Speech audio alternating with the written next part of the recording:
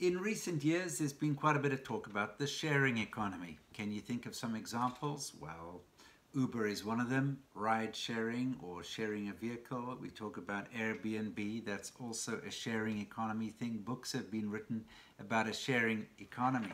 And here in Exodus chapter 12, this is what scripture says. If any household is too small to eat a whole lamb, they must share one with their nearest neighbor, having taken into account the number of people there are. And the principle for this talk is that there's no waste in a sacrifice. Yeah, God is extravagant, but he told them to only sacrifice what they could eat and to share with their neighbor so that there wasn't needless slaughter of the lambs.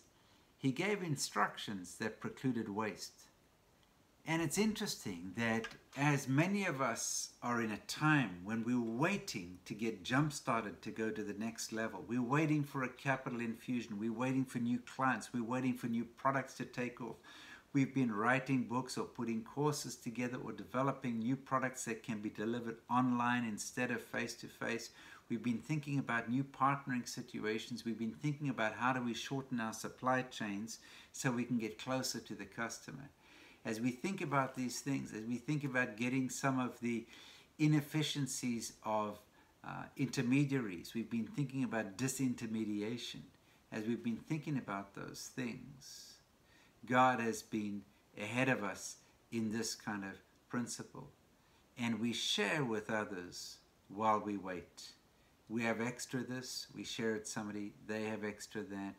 And there can be a delight in the sharing together of God's people as they prepare to move.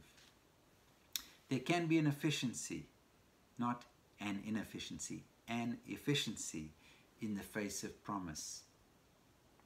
Sometimes we have baggage because we haven't shared what we have, and baggage can hold us back.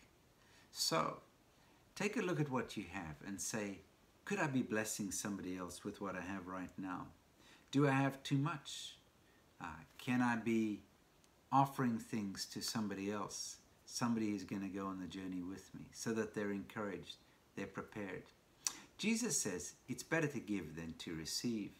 And one of the things that I've been encouraging in the people who've been going through our reStart course is to think about how they pray for somebody else's business, but also how they give referrals to other people, how they share. The idea of a sharing economy is not new. The idea of efficiency is not new. The idea of clear process is not new. And we have an opportunity to say, God, with whom can I share? Is there something which, if I don't share it, it'll hold me back? How do I bless somebody else's business, somebody else's initiative, what somebody else wants to do? Recently, I finished up a phone call with somebody. It was a 3-hour phone call. They'd asked for a 1 hour. They asked for advice on a whole bunch of topics. And at the end, they said, I want to invest in you. Now, I don't know what they mean, but I was blessed by their sentiment, by their desire.